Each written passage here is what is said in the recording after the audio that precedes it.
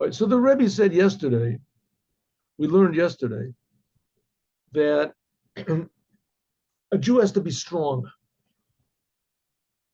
That's what we just finished learning in Likkutei Torah. Netzach. You have to be strong. You have to be defiant. And that's what we receive in this week's Torah reading on Shabbat. First of all, it finishes the book of Numbers. And anytime we finish one of the 5 books of the Torah, the whole entire congregation is, after the last sentence is read and the book is completed, so the whole crowd yells out, Chazak, Chazak, v'nitchazek, be strong, and we will strengthen ourselves. So that's 3 times being strong. It says the Rebbe, in addition to those 3 times, and there's 2 more times we get, namely Parshas Matot, that shows on a staff of power that we get from God. And Masa'eh is the power that we exhibit to God, traveling through the desert.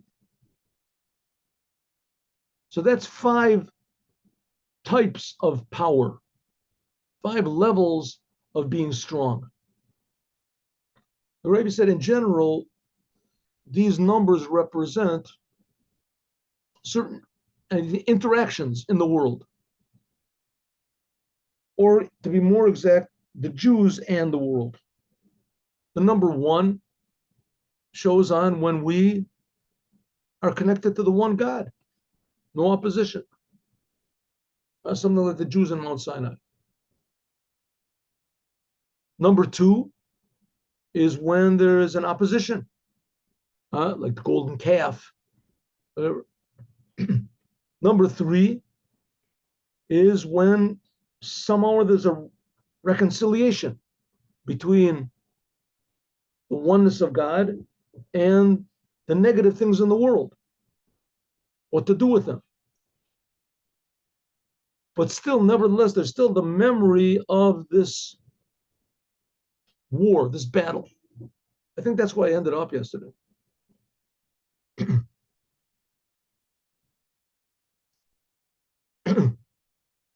It's like I think I ended up, I brought an example, but maybe it's not such a good example, so I won't bring it. I won't continue. So, okay, so there's the world, there's God, then there's the world, then there's bringing the both together. Says that's number 3, and that's completion. Says the Rebbe, that's what's called a chazaka. Says the Rebbe, but still, nevertheless, the number 3 that comes after this battle that you had, it still has a sort of a memory, a scar, an impression of the opposition. Higher than that is number 4. Number 4 is after the whole business and you forget about it. Okay, maybe I'll give the example that I gave yesterday. Give the example I had yesterday. Oh, here we go. Oh, shalom. Let me see if yeah. Give the example. We have the Jewish people. I mean, please don't be offended by this. Maybe it's not such a good example, but I think it is. You have the Jewish people, right? Number 1. Then all of a sudden stand up the Germans. The Germans, then they had to make the Holocaust. So we have holiness and the opposition.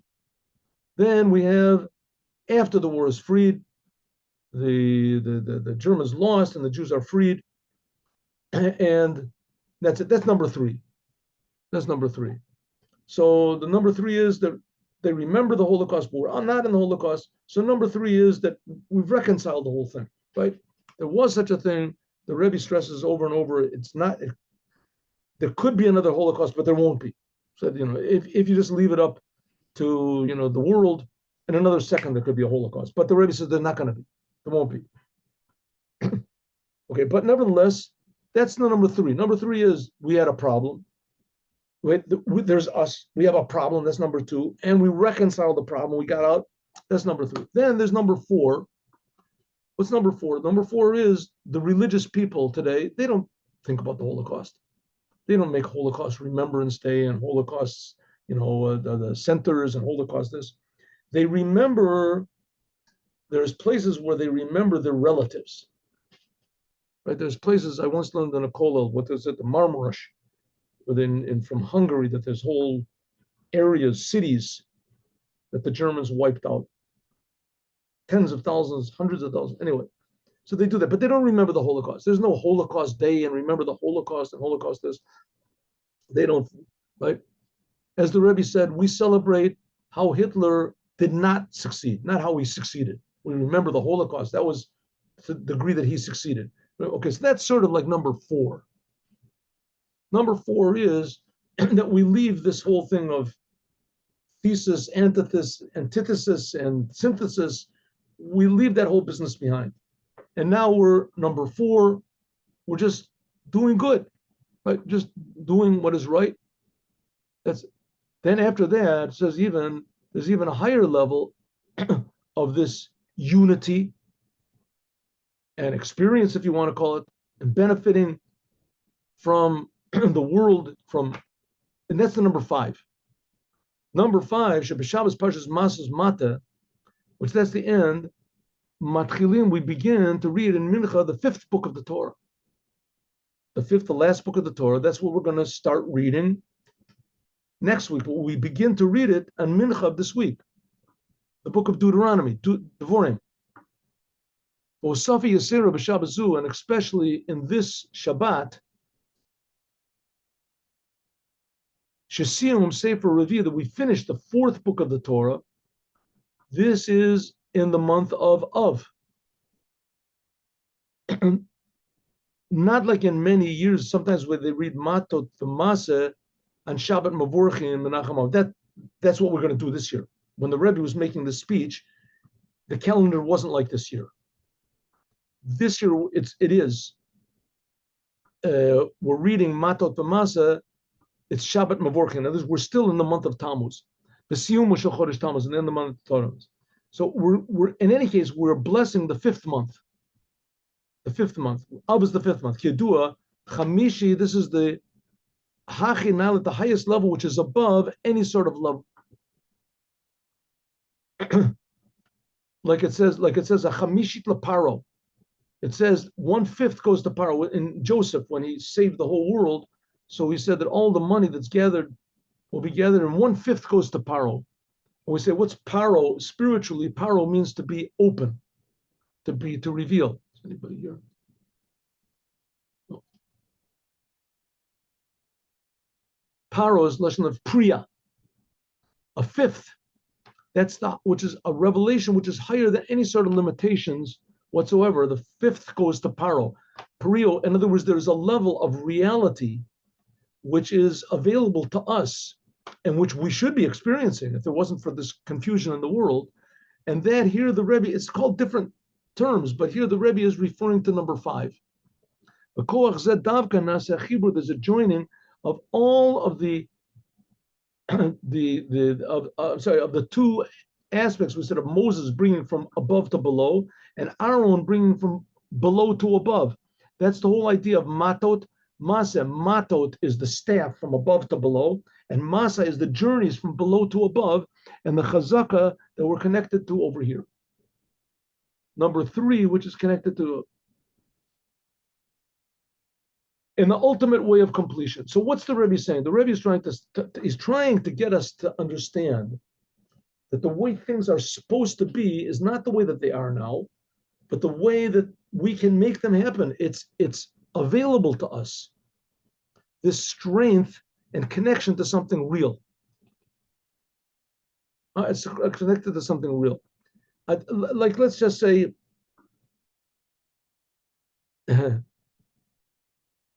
I remember when I was a kid.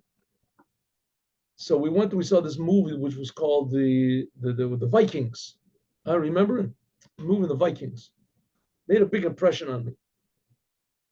I was a pretty confused kid, but anyway, saw this movie, and the 2 heroes were Kirk Douglas and Tony Curtis or something. Anyway, so they were the 2 heroes, and they were enemies. But in fact, they were brothers. So they were brothers from different mothers. Their father was this, Viking or whatever. So the Tony Curtis, he's like the bad guy, I guess. and he's the ruler and he's the king. Anyway, I don't remember exactly what the details are, but they have a sword fight in the end, and Kirk Douglas is finished. He's on the ground, and his sword gets broken. He only has a little stub of a sword, and he's about to get killed. And all of a sudden, Tony Curtis looks at him and he says, "Well, this is my brother." Their eyes meet, and he thinks, "Wow, this is my brother." And in those few seconds, I guess Kirk Douglas doesn't reveal, as Kirk Douglas kills him, right? He kills him. In those few seconds, he stopped. Okay, but if he wouldn't think that it's his brother, then nothing would stop him. He would have victory. He would have victory. Nothing would. Maybe that's another bad example. But anyway, if we know clearly what our goal is and nothing distracts us from that goal, then we can be sure in life. We don't have to hesitate.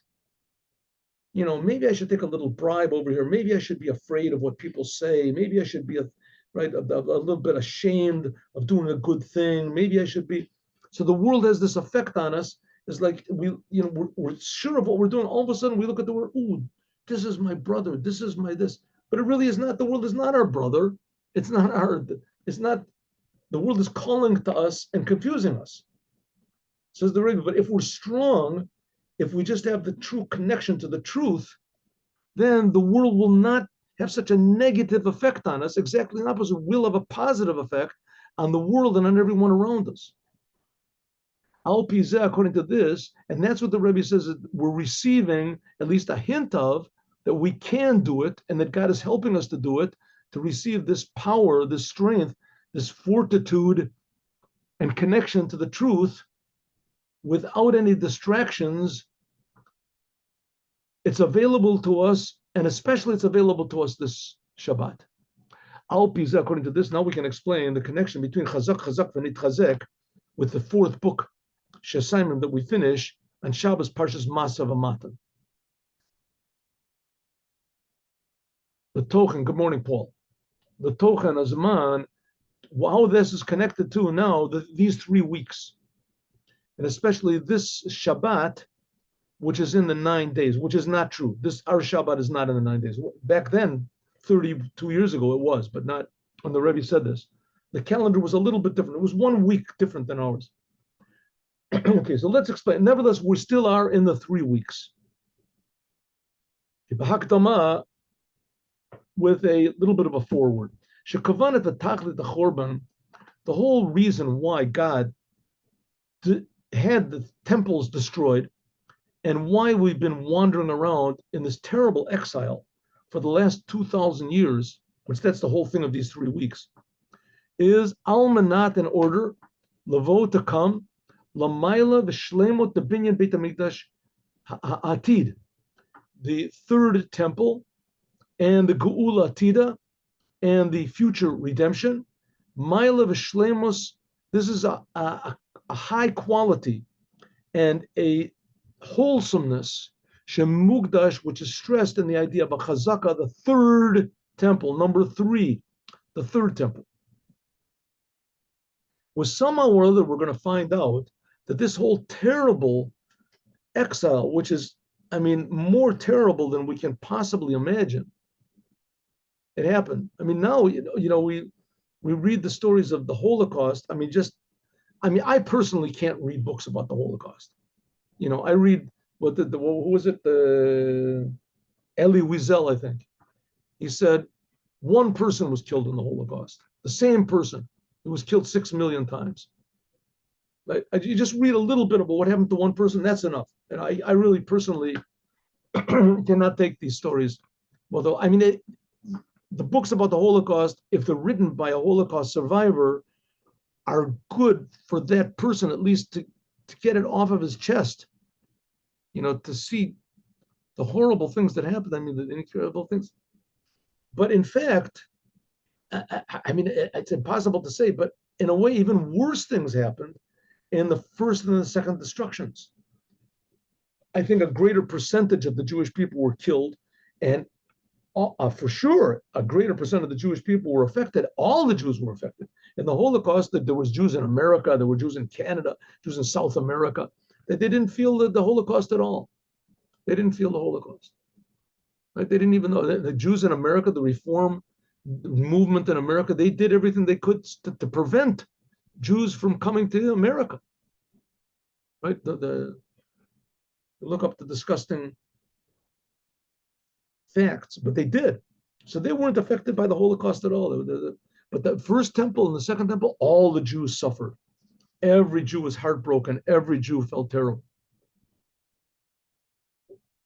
That's going to be all the terrible tragedies that we've been through, the Jewish people in these last 2,000 years since the temple was destroyed, as it's going to be worth it.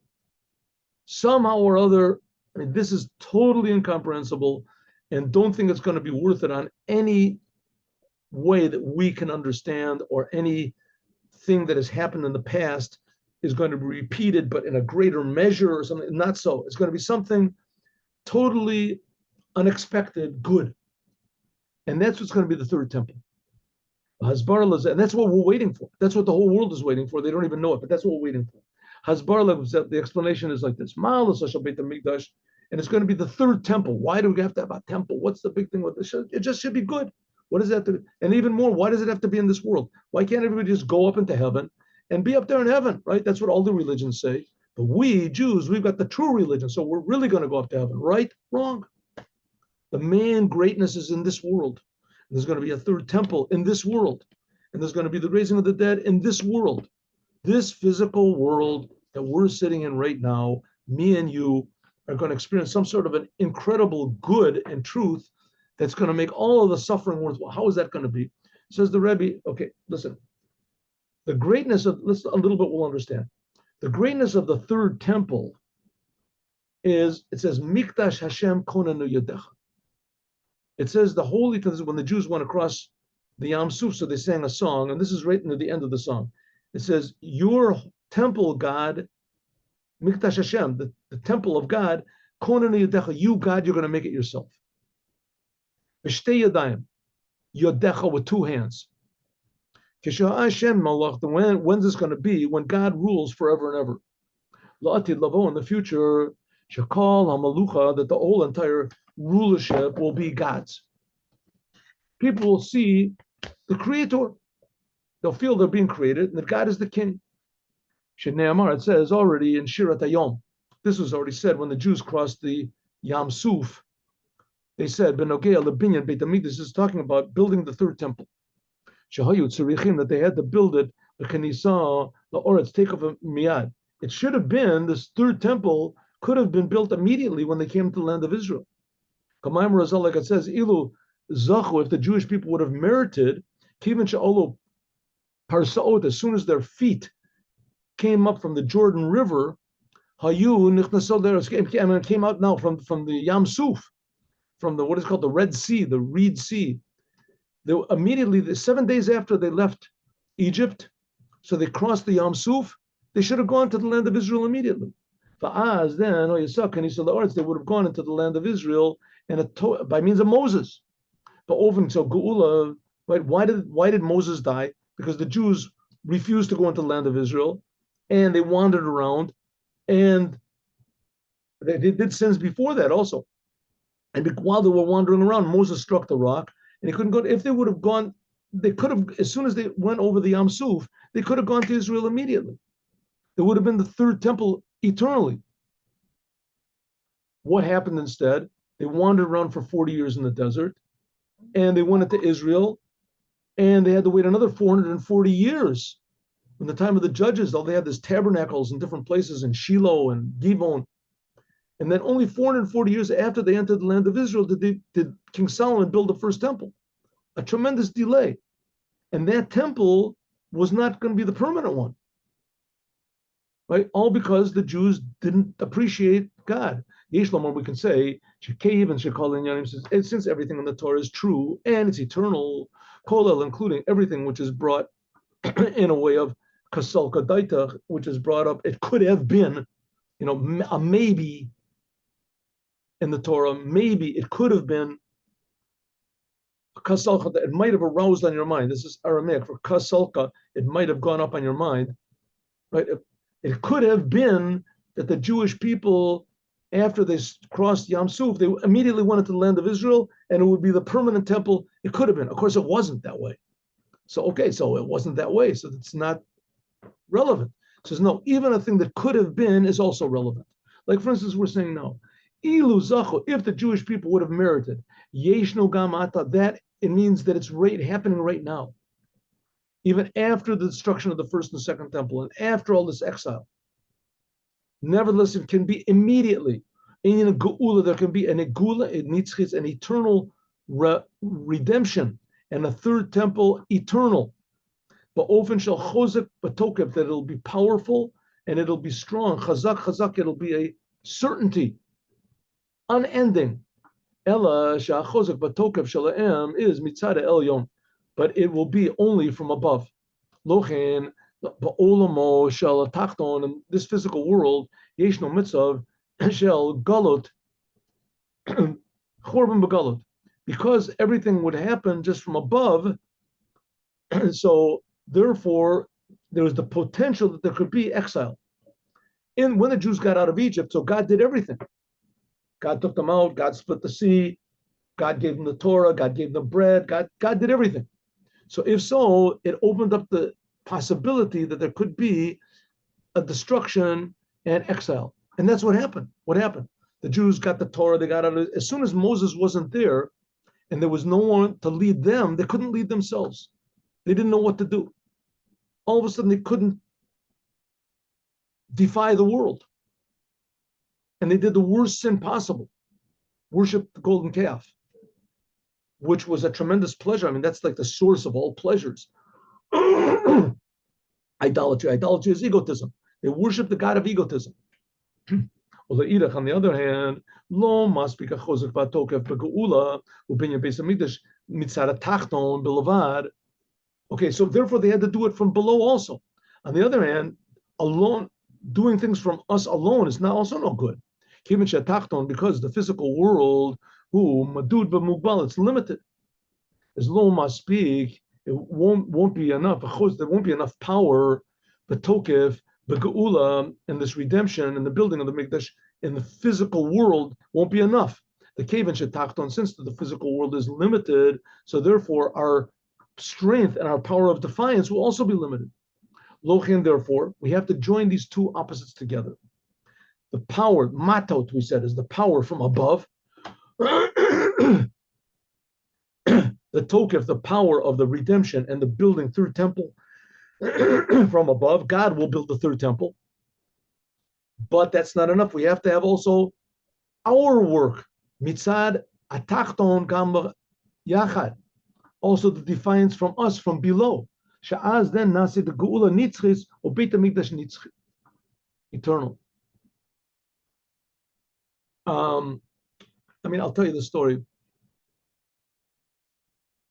every Yom Shishi, every Friday, I go in this big marketplace, put the fill-in on people. This big marketplace is like sort of a notorious, leftist sort of a place. All the like sort of free thinkers and all of this, they come there. That's its reputation. The fact of the matter is, it's like sort of totally unwarranted. It used to be a long time ago that people would yell at you for putting out the film, leave me alone. It just doesn't happen. I mean, I don't know, last 15 years, no one has yelled at me. I said, would you like to put on tefillin? People say, no, thank you. God bless you. You guys have a good Shabbat. Yeah, it's a good Shabbat. Anyway, this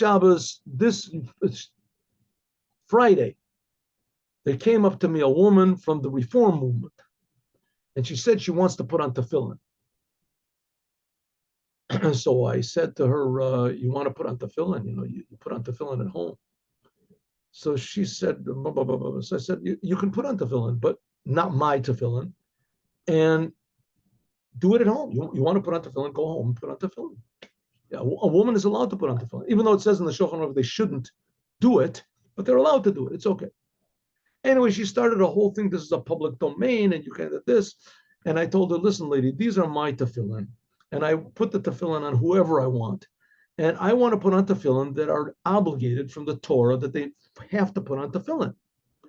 And the only reason, and the people that want in some way to serve God and to express their Judaism, to put on tefillin, but you just want to express your political idea or your opposition to the idea that there are commandments, because that's the whole Reform movement, that there are commandments and there is a God that gives commandments, and you want to show the ridiculous to scoff at the whole business you want to put on. So I'm not going to put on tefillin.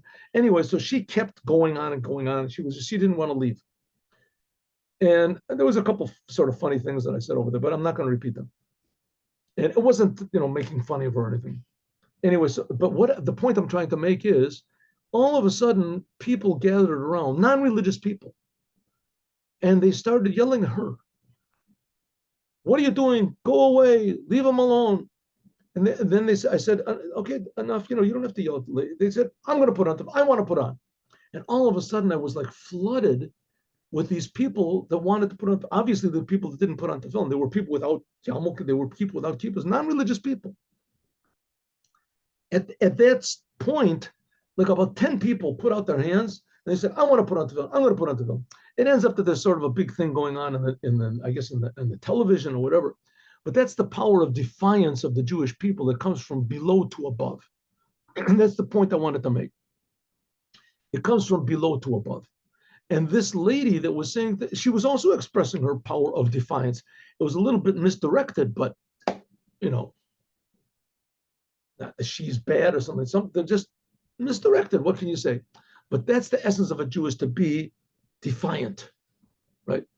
This lady, as soon as she saw that she didn't have anybody agreeing with her, she thought that everyone would say, yes, she is right. What are you, some sort of a bigot? She saw that she had nobody with her, so she just left, which is unlike me. I mean, if I see that everybody is against me, I mean, any person in Chabad, that everyone is against you, that just sort of, strengthens you. Okay, anybody like to put on? Okay, which I'll end with a little story, but this won't be the story. I used to put on tefillin on people in the central bus station. So I went to the central bus station in America, in Tel Aviv. It used to be different than it is now. It was like sort of outside. So some guy came up to me, he starts yelling and screaming at me. A young guy said, because of you, I got put into jail. So because of me? What? This is not you Chabad people. I got put into jail. So I said, how did that happen? So he said, I was AWOL. I was away without leave from the army.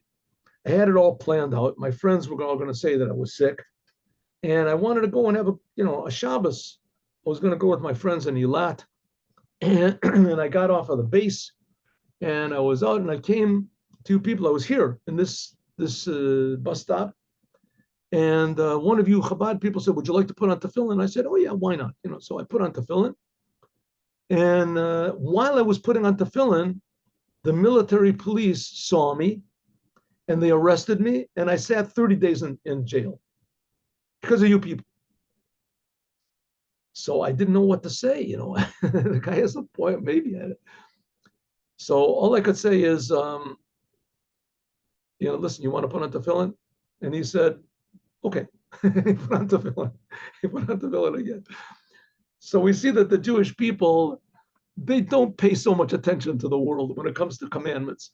And that's what's called being defiant. I'm a stiff-necked people. That's from below to above. And that's what we get from this whole entire exile. And now, Yom Yom.